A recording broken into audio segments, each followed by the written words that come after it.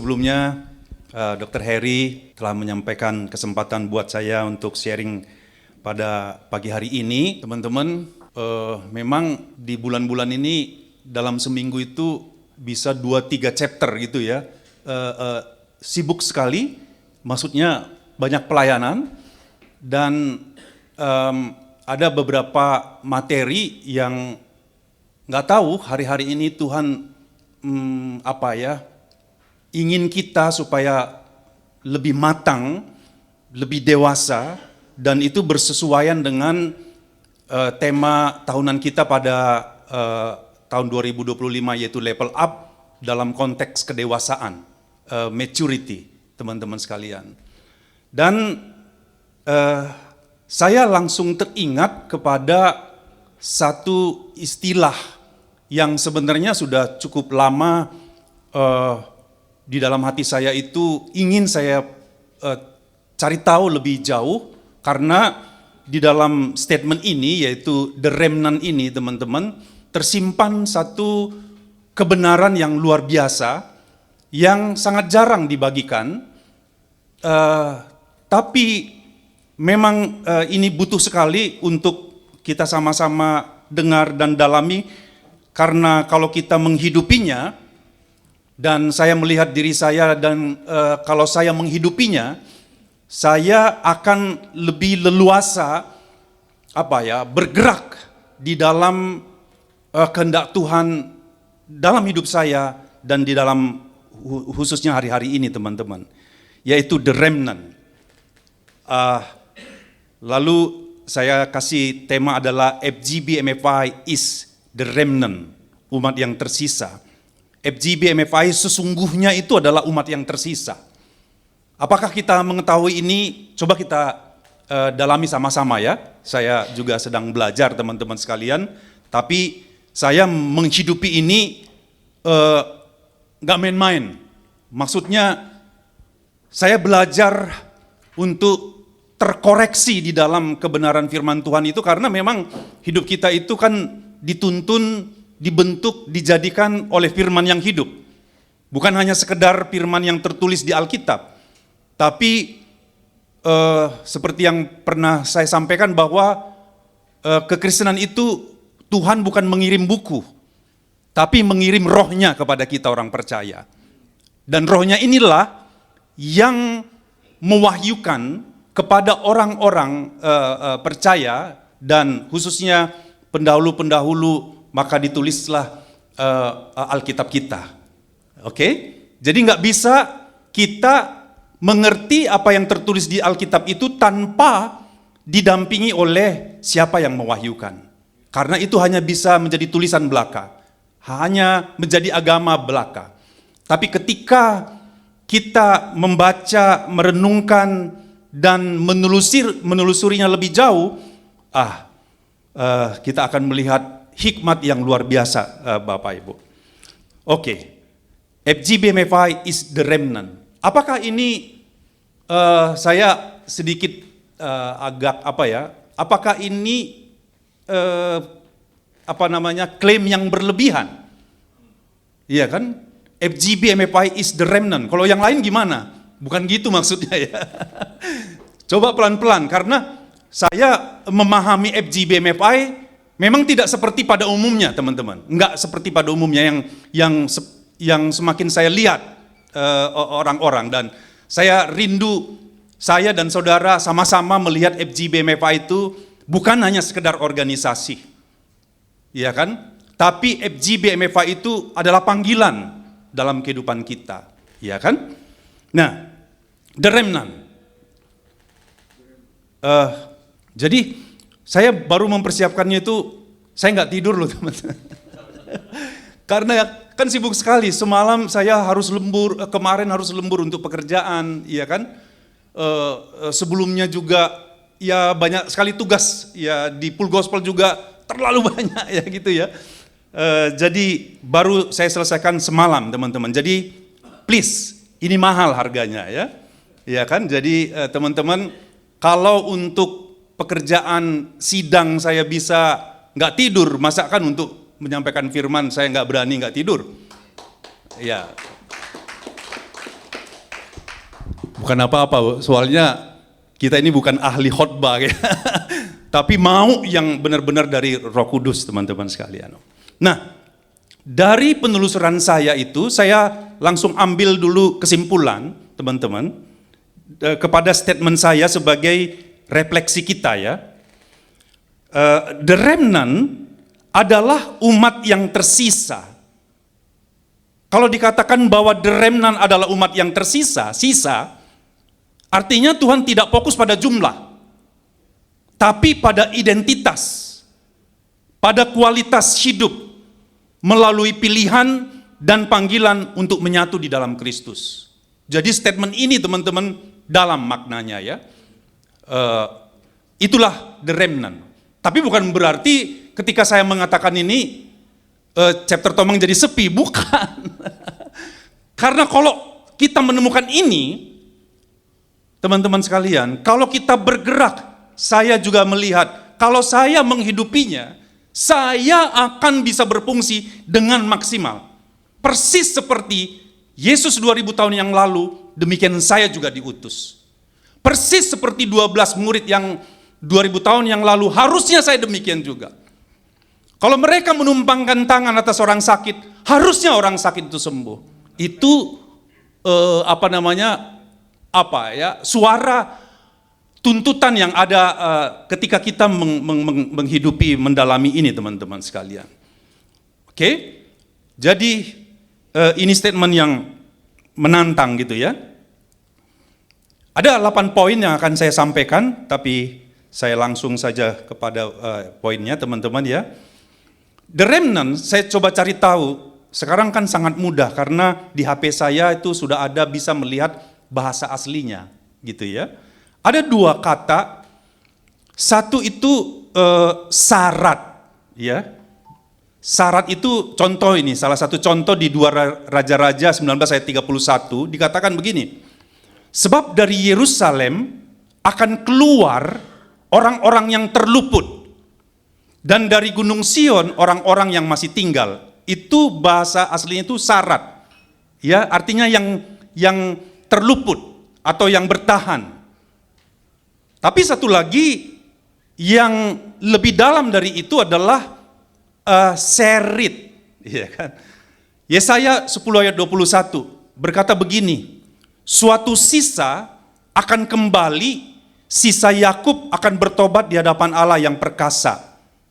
Ya, jadi menunjukkan bahwa hanya sebagian dari yang luput yang benar-benar menjadi sisa rohani pilihan Allah. Udahlah sedikit, menjadi sedikit lagi. Ketika dikatakan, itu Pak Ardian yang sering sampaikan ya, bukan kamu yang memilih aku, tapi akulah yang memilih kamu. Ya kan? Sedikit yang dipanggil, banyak yang dipanggil, tapi sedikit yang terpilih. Tapi saya cari tahu sebenarnya bukan begitu. Sedikit yang terpilih, lebih sedikit lagi yang terpanggil. Jadi, kalau demikian teman-teman, betapa salehnya, betapa fokusnya kita harus hidup untuk mengejar atau untuk mendapatkan panggilan yang Tuhan maksud. Jadi ini tidak bermain-main. Ya kan? Ini pilihan kekekalan kita, teman-teman sekalian. Dan itu kita pilih pada saat ini. Jadi sangat serius gitu ya, teman-teman sekalian ya. Nah, the remnant yang sejati bukan sekedar mereka yang bertahan hidup. Ini saya nggak kebetulan nih, kesaksiannya.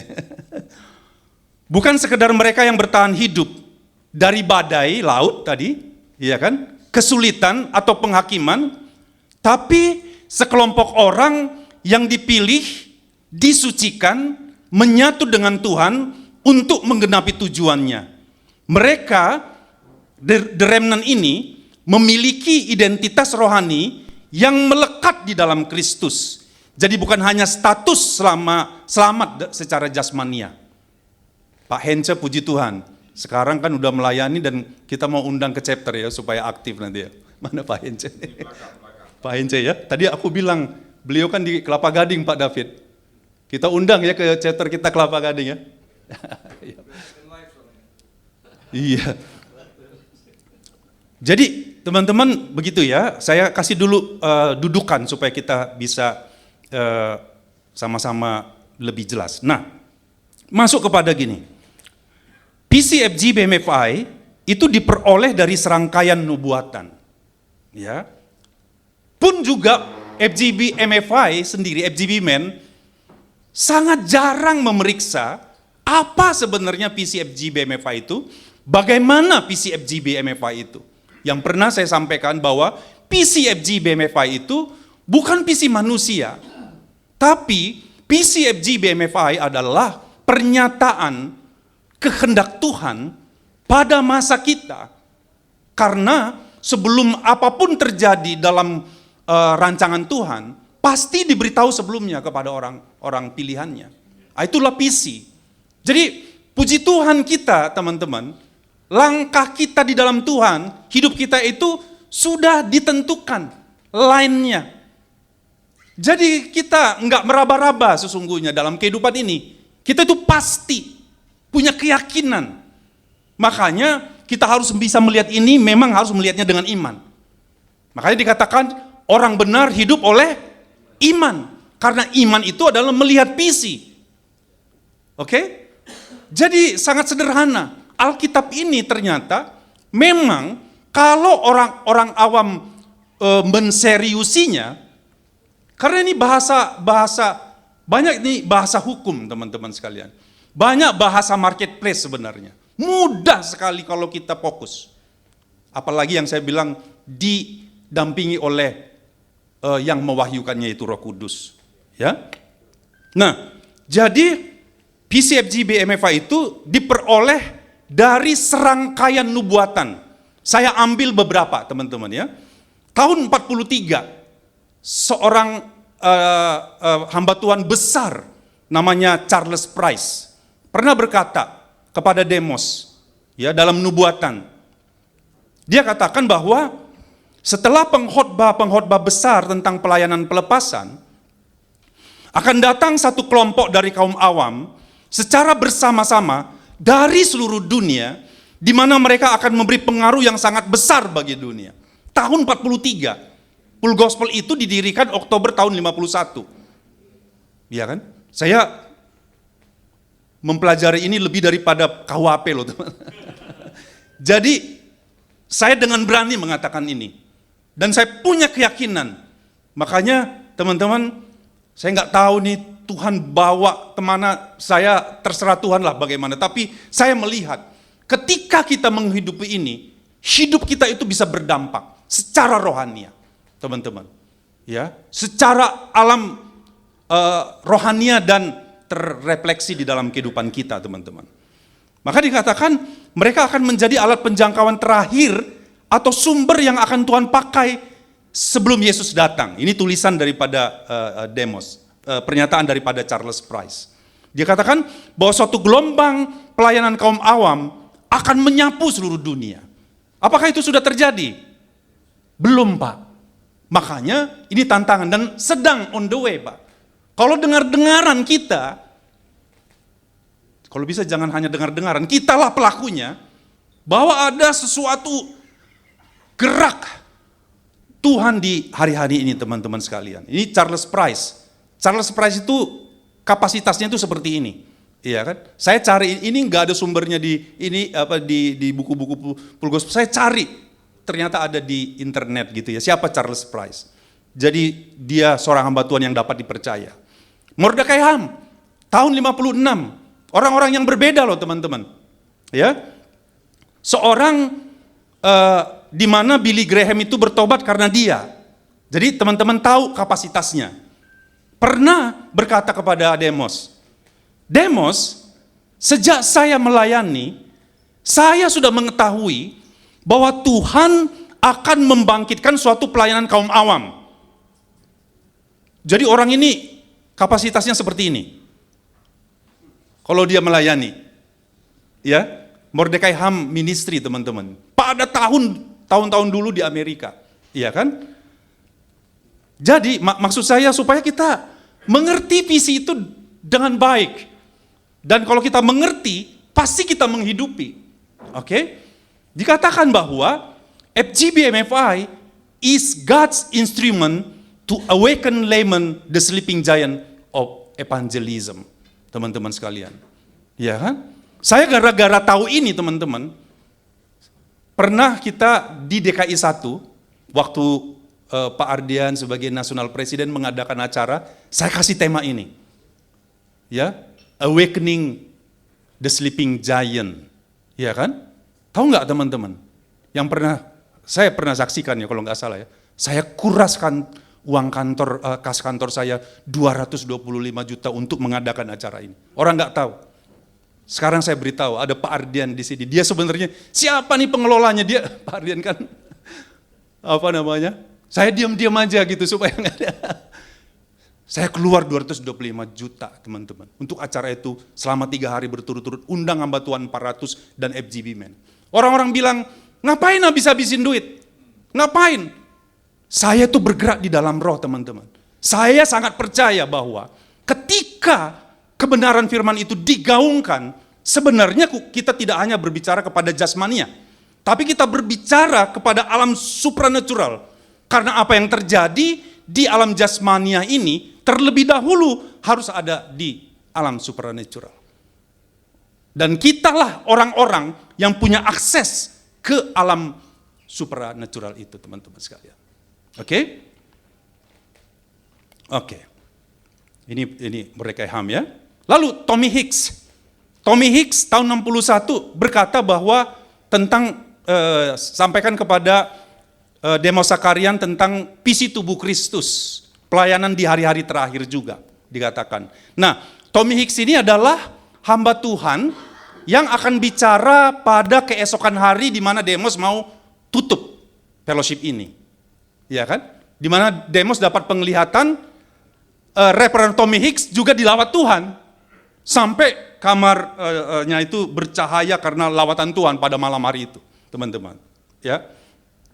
Dia katakan bahwa inilah yang akan kulakukan pada hari-hari terakhir. Aku akan memulihkan semua yang telah karatan.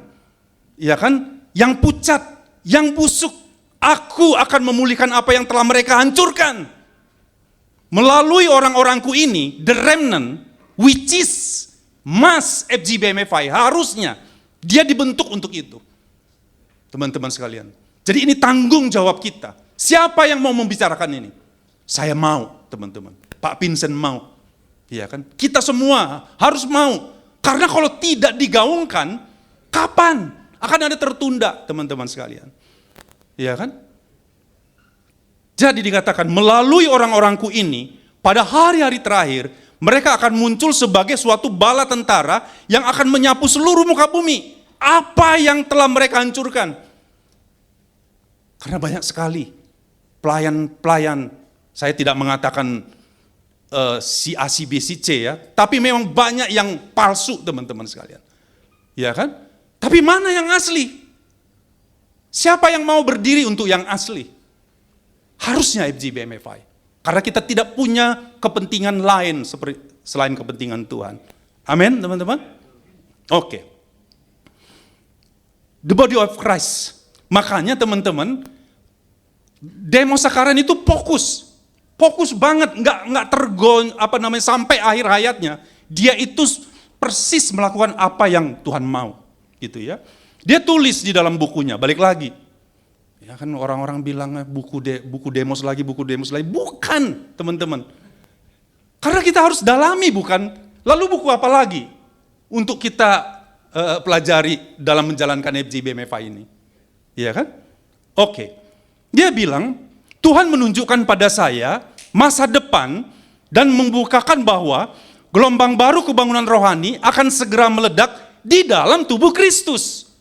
Dari sini saya tarik, teman-teman, bahwa fokus FGBMFI is the body of Christ. Makanya teman-teman, kita, puji Tuhan, kita telah melakukan itu. Tidak memandang denominasi, tidak memandang golongan. Bahkan saya bilang juga sama teman-teman, Pak Vincent yang sudah, kita seringkali katakan bahwa kami tidak mendirikan gereja, apa. Jangan pakai lagi istilah itu teman-teman. We are the church. Kitalah gereja. Gereja itu sama dengan the remnant, kira-kira begitu. Iya kan? Yang sesungguhnya. Oke lah. Next ya. Nah, kalau begitu FGB yang bagaimana yang dimaksudkan supaya dia menjadi the remnant? Benar-benar ditulis teman-teman di dalam ke-6 buku ini. Buku ini ditulis tahun 83 sebelum Demos Sakarian meninggal. Makanya dikatakan bahwa visi FGB MFA itu diperoleh dari serangkaian nubuatan yang tadi, banyak lagi sebenarnya hamba Tuhan, diteguhkan dengan penglihatan, yang penglihatan rohnya dibawa naik, kita udah tahu itu semua, tapi dipertajam dengan terobosan pewahyuan. Itulah yang ditulis di dalam buku-buku ini, teman-teman. Nanti saya ceritakan lebih jauh. Jadi, jelas banget ditulis ini. Kriterianya adalah, dikatakan FGB MFA itu is the remnant if kita memenuhi ini. Bahwa FGB MFA menjadi the remnant adalah jika kita memiliki pengertian rohani dan menghidupi visi yang dipertajam. Itu buku The Vision Intensified. Yang kedua, yang rela menyerahkan seluruh hidupnya karena hubungan. Ya kan? Bukan pending mesin. Kasih 10% diberkati oleh Tuhan. Di full gospel enggak seperti itu. Ya kan? Kita memberikan hidup kita 100% teman-teman sekalian. Makanya akan terjadi ya teman-teman saya tahu banyak memberi, itulah kita, ya kan, memberi sepenuhnya hidup kita. Teman-teman, saya nggak tahu, minggu depan saya sama Pak Adam itu mau ke Bangkok dan ke Nepal, teman-teman sekalian ya. Memberi, saya nggak tahu nih apa namanya, karena muncul juga orang-orang yang seperti yang menangkap di sini, itu pasti nggak bisa diam, teman-teman. Pasti maunya pergi melayani. Tentu memang dari dirinya sendiri dulu, keluarganya, teman-teman sekalian, itu sudah harus, ya. Tapi bagaimana nubuatan yang dikatakan bahwa orang-orang awam itu akan menjadi pelayanan yang akan menyapu seluruh bumi, ya? Inilah caranya. Ini teknisnya dia bisa seperti itu, teman-teman. Harus tangkap dulu visinya. Yang ketiga bukunya adalah Behold the Glory of God. Mereka ini melihat kemuliaan Tuhan karena tahu dia adalah bait daripada Roh Kudus. Dialah bait Tuhan. Dialah bait Allah yang hidup.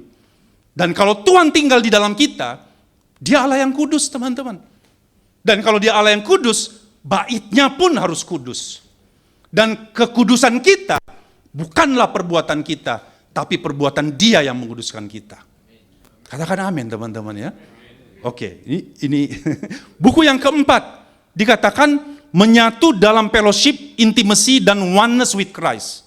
Gak main-main, teman. Ini puncak daripada kekristenan. Ya kan? Makanya kekristenan itu berbicara hubungan. Ya kan? Di ultimate dimension. Lalu buku yang kelima, yaitu Divine Life. Itu menceritakan tentang pokok anggur dan carang-carangnya. Yang berbicara tentang tinggal di dalam Kristus dan Kristus di dalam dia. Itu statement itu kebenaran yang ultimate, teman-teman, divine. Ya. Baru buku yang keenam adalah Come Let Us Exalt Him, yaitu yang hidupnya bukan dia lagi, tapi Kristus yang hidup di dalam dia.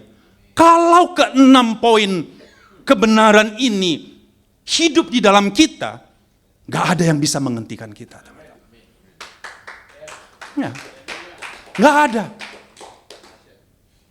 Saya sendiri nggak bisa menghentikan diri saya sendiri. Siapa yang mau, teman-teman? Saya sibuk. Aduh, ngabisin duit, teman-teman. Belum lagi September mau ke Eropa lagi, 5 negara, ya kan? Ingat teman-teman, tanggal 29 nanti hadir seorang pembicara di sini dari Belanda. Kita yang undang dia. Nanti tolong ya Pak Heri, saya yang nyampaikan visi misi ya. Sayang sekali orang nyampaikan visi misi sekarang udah dingin, iya kan? Iya kan? Ya, harus Pak kalau bisa ya ganti-gantian video apa gitu ya. Nanti saya yang sampaikan, teman-teman. Karena visinya luar biasa. Ya. Kalau bisa kita penuhi nanti ini ya. Saya turut bekerja Pak Heri. Tanggal 29 kita penuhi ini semua. Kalau bisa dengan Ladies of the Fellowship-nya ya. Kita lihat ada sesuatu yang terjadi teman-teman. Percaya. Semua itu digenapi itu kita nggak sadar kita sedang menggenapi panggilan Tuhan dalam kehidupan kita gitu. Ya minimal ya ikut-ikut senior kita lah ya keliling dunia teman-teman. Oke? Nah, lalu dikatakan orang-orang yang spesial the remnant ini satu dengan Kristus itu tertulis. Saya ambil contoh teman-teman di Ultimate Dimension dikatakan begini. Saya percaya bahwa kita akan melihat sekelompok orang Kristen akhir zaman yang terpilih, yang akan dipenuhi dengan antusiasme dan gairah untuk Yesus. Bukan gara-gara program, bukan gara-gara mau dipompa-pompa supaya chapternya gimana, enggak. Nanti kempes juga. Jangan habisin waktu dengan kayak gitu teman-teman. Tapi dengan gairah, antusiasme yang dikerjakan oleh Roh Kudus dan menjadikan dia impian mereka, kerinduan mereka yang terbesar dan penghargaan mereka setiap hari. Visinya akan menjadi visi mereka. Itu janji Tuhan teman-teman. Kalau kita mendalam ini, visi yang dari Tuhan itu menjadi visi kita. Karena sebelum terjadi harus visi dulu teman-teman. Karena dikatakan umatku binasa kalau tidak memiliki visi. Ya kan? Kehendaknya akan menjadi kehendak mereka. Para pejuang spiritual yang berdedikasi ini, which is the remnant, FGBMFI ini akan memenangkan dunia ini karena mereka akan menjadi satu dengan Kristus. Teman-teman sekalian. Ya. Dikatakan lagi teman-teman, inilah saatnya di mana Tuhan akan membangkitkan sekelompok orang, umat yang tersisa, orang-orangnya yang spesial, dan orang-orang yang terpilih, yang bersedia untuk menderita, berkorban untuk menjadi satu dengan Tuhan. Teman-teman sekalian, inilah impian mereka, inilah kekayaan mereka, inilah tujuan hidup mereka. Dan ketika kita sampai sedikit saja ke pintu gerbang ini teman-teman, kita sudah merasakan kemewahannya, kita merasakan tujuan hidup kita, inilah hidup kita. Untuk inilah kita dijadikan. Karena kita dijadikan itu serupa dan segambar dengan Dia. Ya, teman-teman sekalian, gak ada yang lain. Gak ada yang lain. Mau apa? Yang bisa membandingkan ini semua teman-teman. Gak ada. Makanya ini benar-benar tujuan hidup kita. Maka dikatakan sampai skala dan intensitas dari kesaksian mereka pada masa akhir zaman ini akan menghasilkan terobosan dan kuantum kebangkitan rohani. Yang pernah saya saksikan teman-teman, waktu saya ke Belanda, yang uangnya pas-pasan, ya kan, yang keliling ke 8 negara, ketaatan hanya berdoa, ya kan. Saya tidak sedang membanggakan diri saya udah lama teman-teman. Saya mau mati dengan diri sendiri, saya mau memuliakan Dia. Sampai teman-teman yang saya sampaikan bahwa konvensi untuk Europe itu diubah, yang harusnya Mei dijadikan bulan September, karena saya bilang saya rindu bulan September saya mau ke Belanda lagi, anak saya wisuda. Pak Ardian Gabriel akan wisuda. Thank you so much. Karena Pak Ardian doakan dia, support dia ya Gabriel. Gak terasa teman-teman. Diubah. Makanya puji Tuhan ditangkap oleh Pak Vincent menjadi membawa tim kita lebih besar. Ya saya harap sih Pak Ardian ikutlah. Supaya karena Pak Ardian yang dikenal di Eropa ya. Teman-teman, ini menggenapi nubuatan bahwa memang Indonesia yang akan link ini, teman-teman sekalian. Jadi butuh tim yang besar. Ya. Jadi teman-teman sekalian, ayo. Ya, ada teman-teman tim yang lain ke Amerika, puji Tuhan, itu tim yang besar juga, 30 ya. 40. 30-an, ya goncang lah di sana ya, berikan kesaksian ya. Jangan ini ya, tapi sampaikan kebenaran firman Tuhan. Ya. Hah? Ayo Pak, ya. Minggu depan juga masih terbuka ke Bangkok sama Nepal ya. Pak, kalau kita tukar Bapak ke Tanzania, saya ke Eropa. Siap Pak. Kalau Tuhan ini ya atur ya. Thank you Pak. Ya Pak Ardian bagian-bagian yang susah. Oke. Nah, dikatakan lagi teman-teman ya. Nanti waktunya tolong ingatin saya ya. Melalui dimensi tertinggi ini, kita ditantang untuk mencapai suatu kesatuan dengan Kristus, yaitu kesatuan yang total bersama dengan Tuhan. Ketika dimensi tertinggi ini berhasil dicapai, sifatnya akan menjadi sifat kita, perkataannya akan menjadi perkataan kita, pengetahuannya akan menjadi pengetahuan kita, kasihnya akan menjadi kasih kita, dan imannya akan menjadi iman kita. Saya sebenarnya hampir memutuskan ke Kathmandu, Nepal itu mau ini, karena udah terlalu sibuk sekali. Tapi Pak Adam sendirian kasihan, ya kan? Saya pikir waktu saya diberikan sebagai pembicara Zoom di Nepal, Tuhan bicara jelas banget teman-teman. Apa bicaranya? Gini, saya saksikan teman-teman. Saya waktu itu kasih tema, Give me the mountain, berikan aku gunung ini. Karena saya cari tahu lebih jauh, apa itu Nepal. Nepal itu adalah tempat gunung yang tertinggi di dunia, Everest. Iya kan? Nepal adalah tempat lahirnya Siddhartha Gautama. Kekristenan di sana cuma berapa persen? 5%, I don't know, ya, kurang lebih begitu, teman-teman. Dan nggak tahu Tuhan kasih insight kepada saya bahwa saya dulu pernah berandai kalaulah saya boleh trans dari Rusia ke China sana di Trans Siberia. Waktu Pak Ardian pimpin kita pergi ke Moskow pelayanan waktu mau ke Armenia teman-teman. Saya ke sana, saya rindu.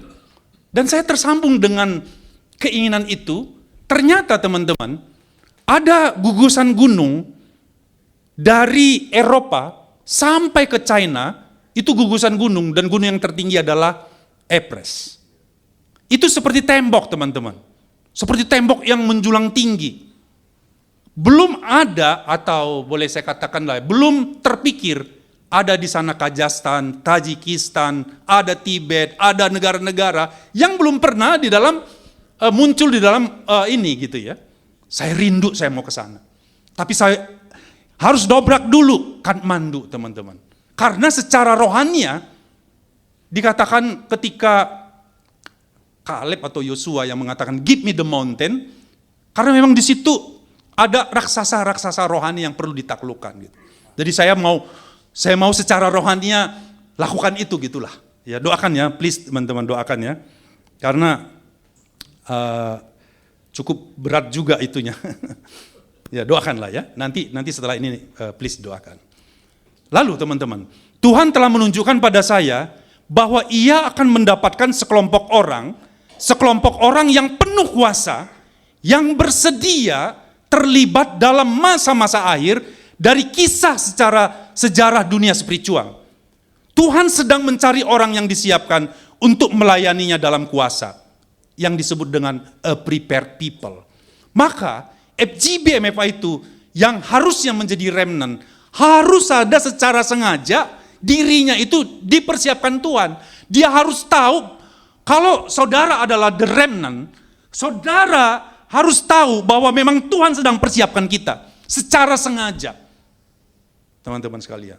Kalau enggak, ya untuk mula berita ini pada hari ini ya. Karena engkau adalah orang pilihan. Ya kan?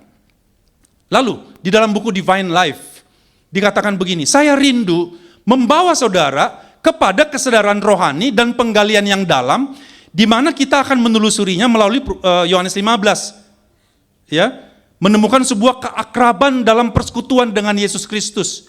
Sebuah mukjizat kesatuan dan hidup yang ilahi dengan Tuhan sendiri. Teman-teman sekalian. Nah, ini 1 Yohanes 1 ayat 2 dan 3 berkata begini teman-teman. Ini tinggal 2 slide lagi ya. Hidup itu telah dinyatakan dan kami telah melihatnya, kata Yohanes dan murid-murid ya. Kami berarti itu murid-murid pada saat itu. Dan sekarang kami bersaksi dan memberitakan kepada kamu tentang hidup kekal yang ada bersama-sama dengan Bapa dan yang telah dinyatakan kepada kami. Apa yang telah kami lihat dan yang telah kami dengar itu kami beritakan kepada kamu, supaya kamu pun beroleh persekutuan dengan kami. Dan persekutuan kami adalah persekutuan dengan Bapa dan dengan anaknya Yesus Kristus. Inilah persekutuan yang sesungguhnya teman-teman, yang disebut dengan koinonia. Ya, saya ketika memeriksa ini, oh iyalah, pantaslah murid-murid kan dulu ketemu Yesus langsung. Oh, ternyata tidak. Dalam ayat ini dia tidak sedang berbicara secara jasmania, teman-teman, tapi dia berbicara secara rohania, bahwa mereka telah melihat siapa Kristus yang sesungguhnya, bukan manusia. Teman-teman, mereka bertemu dengan Tuhan yang adalah roh, yang harusnya bisa kita lihat juga. Saya nggak tahu, saya sedang melihatnya. Walaupun mungkin presentasinya berapa, tapi saya sedang melihatnya. Bisa dirasa, bisa diraba, teman-teman. Dalam tanda petik. Ya. Jadi, ini yang kita beritakan. Ini benar-benar membebaskan. Dan kalau siapa yang ada di dalam dia, which is roh, maka ada kemerdekaan, teman-teman. Merdeka, teman-teman. Dari apa? Dosa. Dosa. Kita merdeka. Apa? Teman-teman sekalian. 3 menit. Ya, thank you. 3 menit lagi, thank you. Oke. Next ya. Ini Pak Vincent yang kasih saya ini ya. Jadi, teman-teman, inilah the remnant. Dikatakan gini. Ya. Di dalam Wahyu 12 ayat 17. Dikatakan begini, dan naga itu menjadi marah kepada wanita itu. Ini gereja ya. Dan dia pergi untuk melakukan peperangan. Karena teman-teman, memang ada peperangan secara rohani dalam pemahaman, dalam pengertian, dalam pengenalan. Kira-kira begitu ya. Jadi iblis itu, naga itu ya, melakukan peperangan dengan keturunannya yang tersisa. The remnant, di sini the remnant teman-teman, yaitu mereka yang memelihara perintah-perintah Elohim dan yang memiliki kesaksian Yesus Kristus. Jadi teman-teman, saya tarik kesimpulan dari sana bahwa the remnant itu adalah identitas rohani yang bukan hanya tahu tentang Yesus secara jasmania atau secara pembacaan belaka atau yang di luar, tetapi memiliki kesaksian, yaitu relasi pribadi, penguasaan spiritual, dan identitas rohani yang melekat. Karena barang siapa ada di dalam Kristus, dia adalah ciptaan baru, teman-teman. Spesies baru. Semalam saya ikuti SOTV-nya Malaysia, teman-teman. Malaysia maju dengan pesat. Menseriusi buku ini, teman-teman. Gak tahu nih Indonesia nih, Pak Vincent ya. Iya kan? Jadi, harus tahu identitas kita. Harus kita bisa melihat siapa kita yang lama dan siapa kita yang baru. Karena barang siapa ada di dalam Kristus, dia itu ciptaan baru, spesies baru. Bukan yang lama lagi. Bukan manusia dosa lagi identitas kita seharusnya. Yang selalu jatuh bangun. Tapi kalau kita tahu identitas kita dan hidup di dalamnya, kita akan terus naik. Naik terus. Nggak peduli apapun permasalahan. Iya kan? Nah, jadi mereka ini, the remnant ini adalah keep the commandments of God. Jadi, keep the commandment ini adalah tindakan aktif menjaga firman dan hidup dalam ketaatan. Sehingga bukan sekedar hukum di luar dirinya sebagai informasi, tapi ditulis dalam roh batin sebagai transformasi hidup. Saya nggak tahu, saya melihat transformasi di dalam saya, ya kan? Oleh pembaharuan budi, ya, oleh pikiran Kristus, teman-teman. Direnungkan, ada transformasi yang bukan saya lagi. Bukan saya yang mengupayakannya. Tapi dia yang di dalam saya itu take over. Maka benarlah ketika Rasul Paulus, hidupku bukannya aku lagi, tapi Kristus yang hidup di dalam aku, itu statement yang hidup di dalam dia. Dan harusnya itu bisa juga hidup di dalam kita, teman-teman sekalian. Bisa. Have the testimony of Christ. Ini adalah kondisi internal. Hidup yang memiliki realitas Kristus secara pribadi dan eksistensial. Menjadi kesaksian dan suratan Kristus yang bisa dibaca semua orang. Teman-teman sekalian. Jadi, FGB MFI is the remnant. It must, seharusnya. Beri kemuliaan bagi Tuhan. Ayo kita sama-sama memasuki ini, teman-teman. Kita bangkit berdiri semua, kita